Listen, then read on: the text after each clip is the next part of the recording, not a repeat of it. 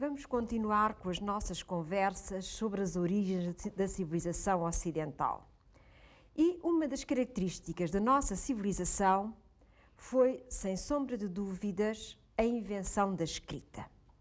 E é sobre a escrita que nós hoje vamos conversar, tendo connosco o nosso convidado, o professor António Augusto Tavares, a quem, mais uma vez, agradeço em nome da Universidade Aberta.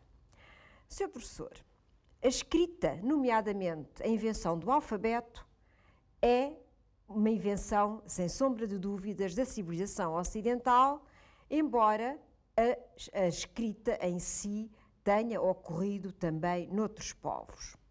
Como é que nós podemos falar da invenção da escrita no mundo que nos rodeia, nas civilizações das quais temos estado a falar nos nossos últimos encontros, e como é que dessa escrita ideográfica passámos para o nosso alfabeto? É efetivamente um tema de grande importância dentro do vasto programa que nos ocupa das raízes da cultura ocidental. Efetivamente, a escrita nasceu no Oriente. Houve um lapso dizendo no Ocidente. Peço desculpa. No Oriente. Foi um lapso de língua, Isso então. foi. Nasceu no Oriente e, habitualmente, nós, quando falamos de escrita, temos logo a tendência para, no nosso imaginário, chegarmos ao alfabeto dos fenícios. Exato. Efetivamente, nós, para chegarmos aí, temos de passar por várias etapas, por várias fases. E deveríamos ter antes, na nossa ideia, aquela frase famosa, já repetida algumas vezes nestes programas, de que a história começou na Suméria porque aí começou a escrita. Exato. Portanto, nos fins do quarto milénio ou princípios do terceiro, melhor dizer e nos princípios do terceiro, começamos a ver essa escrita praticada com grande intensidade na Mesopotâmia, precisamente no sul da mesma Mesopotâmia. Essa é realmente uma fase inicial pela qual devemos de passar e indo percorrer depois outros passos que são extraordinariamente importantes até chegarmos ao alfabeto fenício e até chegarmos mesmo a uma escrita do sudoeste de que nós nos gloriamos por existir no sudoeste do território português. Eu queria, entretanto, começar por frisar um aspecto que é muito importante. Nós temos de pensar que há uma diferença entre escrita e língua e por vezes confundimos. Há efetivamente uma adequação entre uma escrita e uma determinada linguagem, mas são coisas diferentes. Uma mesma escrita pode ser utilizada por esta ou por aquela outra língua. Outro ponto fundamental que é necessário termos em consideração, e isto retomando o seu pensamento, é que de facto tem tal importância o aparecimento da escrita que se alterou tudo. Alterou-se efetivamente até a mesma história. Com a escrita começou a história. Exato. E podemos também avaliar que nas civilizações primeiras, civilizações já letradas, já com escrita, os que sabiam escrever e ler eram poucos, como já aqui afirmámos, e daí a sua importância extraordinária que tinham a pessoa que sabia escrever e ler. Isto são pontos prévios para realmente nós enfrentarmos este tema curioso da escrita e verificarmos que, através dos elementos que permanecem, nós podemos avaliar de uma evolução, porque não é coisa que aconteça facilmente. O chegarmos de uma representação de um objeto à maneira de um pictograma, um pequeno desenho, semelhante aos que nós encontramos, se calhar, a anunciar um restaurante, a anunciar aí qualquer coisa a nível de trânsito. Portanto, um restaurante na estrada, não é? Os talheres ou a casa a referir a pousada. Trata-se sempre Exato. de um pictograma que tem uma determinada intenção. Ora bem, nós encontramos a escrita usada de uma maneira, como digo, já bastante representativa nos fins do quarto milénio antes de Cristo na Mesopotâmia, e um dos exemplos bem significativos é o da cidade de Uruk, onde se multiplicam as tabuinhas escritas, portanto, Tabuinhas em argila. aquela portanto. argila que serviu para que sobre esse suporte se representasse este pictograma ou aquele outro pictograma. E é por isso que Kramer diz que a história nasceu na Suméria. Exato. Ora bem, esses pictogramas são efetivamente uma representação de qualquer objeto ou de qualquer pessoa, de qualquer animal, pictograma que em si mesmo pode não nos dizer muito. Vamos imaginar, por exemplo, que nós encontramos pictogramas como, sei lá, este da cabeça de um homem. Nós apenas vemos que é uma cabeça de um ser humano. Mas quando queremos transformar aquele conceito numa ação, num verbo, se quiser, vemos que por baixo se pôs uma pequena vasilha para indicar que aquele homem está a comer. Por outro lado, acontecem nos outros pictogramas que podem em si mesmo dizer pouco. Sei lá, uma ave, sei lá, um pé que nos aparece, que pode representar alguém que está de pé e não propriamente alguém que caminha, porque nesse caso seria diferente. A cabeça de um burro, a cabeça de uma vaca, etc. Ou quem diz isto diz, por exemplo, um peixe, por exemplo, o romper do dia, que também aparece representado nesses pictogramas, mas estes pictogramas em si mesmos eram difíceis de desenhar e foram usados, portanto, sobre a argila fresca, usando-se para isso a ponta de uma cana, um estilete, uma cunha, deixa mais uma escrita cuneiforme.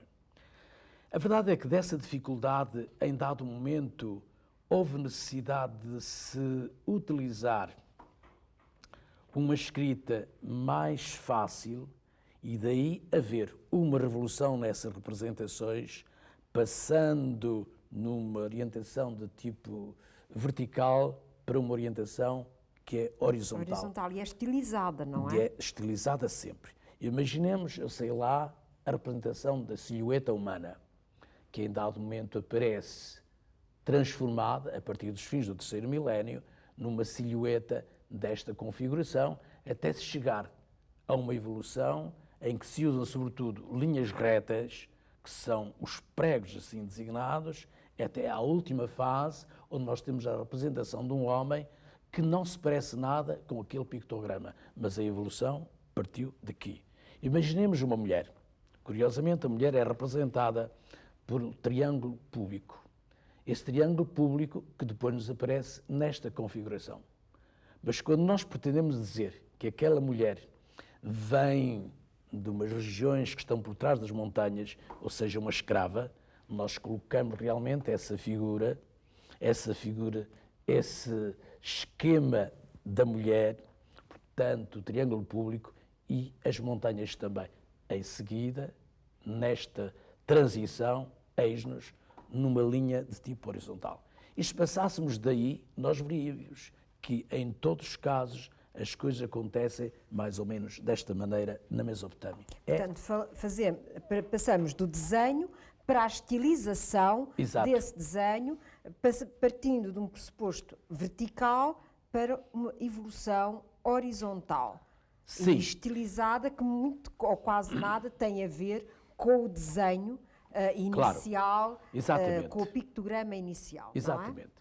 Não é? No Egito, quase em simultâneo, aparece também uma tentativa de escrita, mas pelo mesmo sistema dos pictogramas, em que se representam pessoas, animais ou coisas, e esses pictogramas que irão sofrer também uma evolução semelhante, só que tecnicamente diversa, porque o material sobre o qual escrevia era diferente.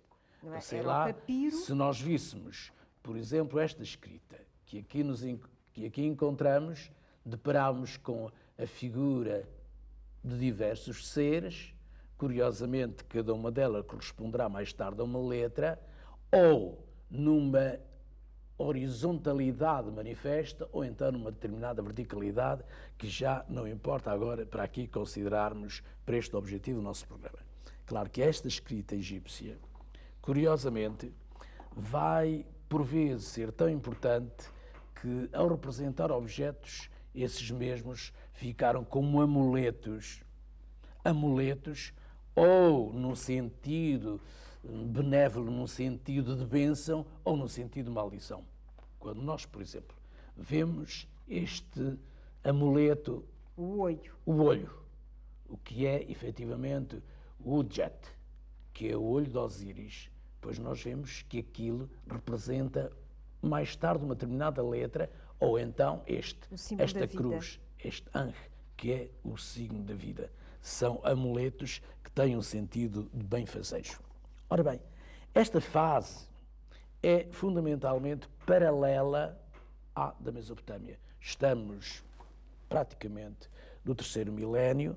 Sabemos que no Egito esta escrita teve várias configurações, a hieroglífica, a hierática e a demótica. Peço imensa desculpa, se me permite, já agora uma breve referência, também ao mesmo tempo a China estava a sofrer o mesmo paralelismo, embora nós não vamos abordar a evolução da escrita chinesa. Nem ideias, por vezes, um bocado fantasmagóricas, que pretendem ver exatamente o mesmo processo, a mesma coisa, porque não é. Que não é exato, mas, que não é. Mas existe também nesta altura a escrita na China. Ora bem, acontece também que há um passo definitivo que era necessário dar-se.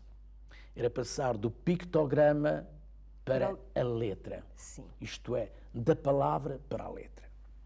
E esse passo definitivo, ao qual não se presta grande atenção, deu-se com o sistema da chamada acrofonia, que eu irei explicar, e vamos-lo constatar no Sinai, o chamado proto-sinaítico. No Sinai, como nós sabemos, os egípcios exploravam numas minas famosas, que não vale a pena referir em pormenor, exploravam turquesas, exploravam vários outros, exploravam ali metais, e tinham um templo famoso à deusa Hathor. Vamos encontrar ali no 2º milénio, vamos encontrar ali várias inscrições, umas 40 inscrições, onde, por curiosidade, se verifica que se escreveu naquela inscrição, por vezes uma dedicatória àquela deusa, e que era feita por alguém que tinha uma cultura que não propriamente a dos mineiros que ali trabalhavam, mas também verificamos uma coisa muito espantosa, é que aqueles que escreviam à maneira egípcia tinham eles próprios uma maneira de pensar e de ser e uma língua diferente, que era uma língua semítica. Imaginemos que o Sinai está realmente entre as terras do Egito propriamente e aquelas terras que nós conhecemos fenício-palestinenses, onde encontramos vários exemplos de tentativas de escrita. E então vamos encontrar esse sistema da acrofonia, que consiste no seguinte, e não sei se nós, através desta figura, poderemos imaginar e verificar. Quem escreveu usou aqui, por exemplo, esta figura da cabeça da vaca, que aliás aparece no Egito e aparece também na Mesopotâmia. Sim. Só que aqueles que escreviam pronunciavam aquele signo à sua maneira, não à maneira egípcia. Ou vamos então ao signo, que talvez seja mais fácil, porque este signo tem por trás uma vogal A, e é difícil, o problema das vogais, que representam este signo como sendo uma casa. Portanto, um pequeno retângulo, e neste signo desta casa nós vemos exatamente que está indicada a primeira letra daquele objeto. E aquela letra, aquele signo é Pr. Pr, que é casa faraó, é Preó ou faraó, casa grande. Mas quem escreveu chamava a casa Bait. Então a letra que está ali indicada nesse princípio da acrofonia, que a primeira letra que ali está é efetivamente a letra que vai vingar, chamou-lhe a isto Bait, chamou-lhe Bet, chamou-lhe B. E vai dar origem ao nosso B. E vai dar origem ao nosso B. Porque se nós quiséssemos desenhar, iríamos verificar que este B em hebraico continua a ser ainda uma casinha, faltando-lhe apenas uma parede. E se continuarmos, vamos ver, não se vê como do primeiro caso, da cabeça da vaca, aqueles chifres que encontramos aqui, vamos encontrar a origem do nosso A. E este, Que é o Aleph. que é o Aleph. Vamos ver, sei lá, este signo de um homem com os braços erguidos, que também nos aparece nesta escrita proto-sinaítica e que realmente significa alegria. E aquela primeira letra, o H, do Aleluia, por exemplo, ali está representada. Esta acrofonia é a chave que nós temos para vermos a passagem de uma escrita que é pictográfica para uma escrita que já é alfabética, que é uma escrita em que se usam consoantes. Sim, mas que não tem vogais. Não, que não tem vogais e ainda demorará a chegar às vogais. Chegar às vogais. O que queremos dizer é que este sistema da passagem de um objeto a representar uma determinada letra vai ter grande importância porque vai ser combinado com o sistema cuneiforme. Efetivamente, nós vamos encontrar, pelo século XV, numa das cidades costeiras da Fenícia, que é Ugarit, atualmente Ras Shamra, vamos encontrar ali isto que é extremamente significativo. Uma inscrição onde os cuneiformes, a escrita cuneiforme, já não é de maneira nenhuma uma escrita pictográfica com sentido pictográfico, mas com sentido que é alfabético. E temos ali, com o uso de escrita cuneiforme, vamos imaginar aquelas cunhas, um verdadeiro alfabeto, que tem 30 signos, mas já é alfabético. Portanto, uma espécie de um proto-alfabeto. Um proto-alfabeto, disse muitíssimo bem. Isto é muito curioso porque representa uma nova experiência em que se utilizam já as experiências anteriores. Vamos ainda a correr mais. Toda aquela região da Palestina, fundamentalmente, nos deixou testemunhos curiosos de inscrições essas que têm já um uso de uma escrita que é consonântica, que é alfabética, sem termos ainda aquele alfabeto tal e qual que irá aparecer entre os fenícios. Imaginemos o caso de uma inscrição curiosa, que é do calendário de Gezer.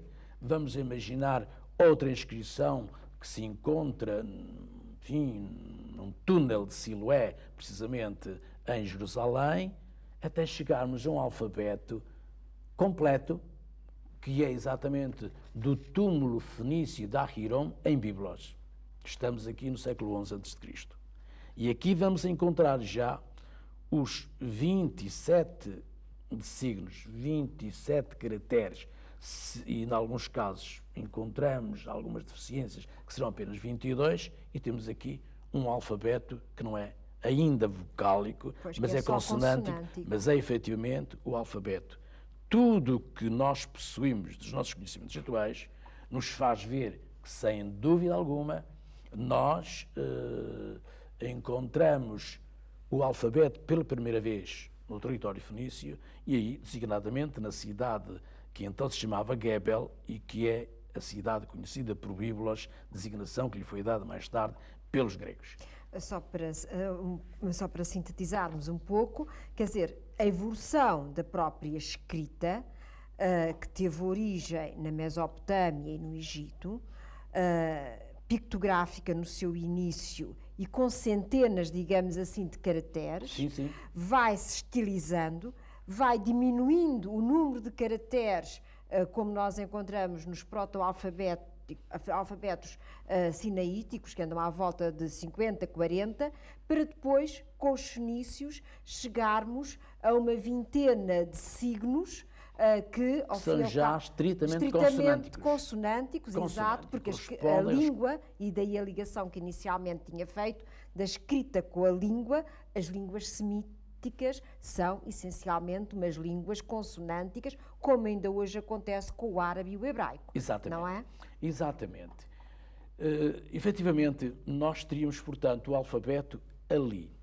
Só por curiosidade, e porque me parece agora aqui, nós se fôssemos a ver, teríamos aqui exatamente o tal alfabeto usado em ugarite, que é numa escrita cuneiforme, que se lê da esquerda para a direita, tal qual como aquele alfabeto que pouco tempo depois, quer dizer, 3 séculos depois, irá aparecer já na forma com que realmente iria ser transmitido, que é a forma fenícia de bíblos. Mas essas escritas muitas vezes utilizam a dupla leitura, da esquerda para a direita e da direita para a esquerda. Sim, isso não acontece propriamente aqui. Acontecerá noutras circunstâncias que nós poderemos ver, mas agora interessar-me a focar o aspecto seguinte. Esse alfabeto consonântico a nós diz-nos pouco se não tiver vogais. Exato. E essas vogais, efetivamente, não foram obra, invenção dos fenícios, mas devem-se probabilissimamente aos gregos e probabilissimamente aos gregos orientais que nós habitualmente ignoramos, mas que são os daquelas costas da Anatólia e Portanto, que realmente... Mileto. Exato, Mileto, da ilha de Lemnos, Exato. no Egeu, etc. O que acontece é o seguinte, nós interrogamos-nos como é que os gregos tiveram essa ideia de introduzir as vogais e onde é que nós encontramos essa introdução nas vogais num alfabeto que era meramente consonântico. E aqui nós temos a certeza que não foi na Grécia.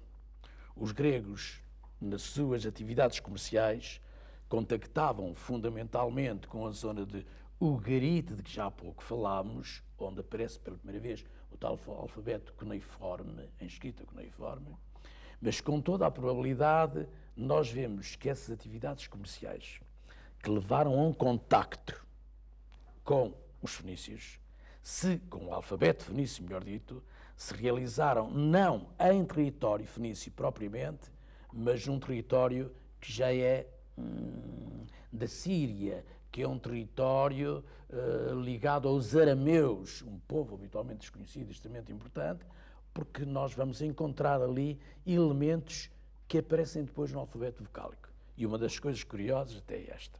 Repare, nós temos várias letras que terminam em A. É o alfa, é o beta, é o delta, é o gama, etc. Esta terminação... É o ômega, não é? Sim, esta terminação em A é uma terminação que é típica de um sufixo arameu. É muito possível que realmente seja nessa zona aramaica que se verificou essa aquisição nova para um alfabeto e que depois vamos encontrar, se calhar na Cária, na Lídia, nos Mísios, nessa gente da Anatólia, e vamos encontrar depois nos alfabetos gregos, que são alfabetos que têm esta raiz anterior e que efetivamente têm pequenas alterações de região para região. Assim, por exemplo, num quadro como este, onde nós encontramos fases diversas do alfabeto grego, nós somos capazes de encontrar uma escrita que, antes de mais, é uma escrita muito parecida com o alfabeto fenício, para depois ter outra configuração, até chegarmos quase à letra que mais tarde prevaleceu entre os gregos e que nos permite avaliar de uma evolução que se foi dando até chegarmos, se calhar, à nossa escrita do Ocidente.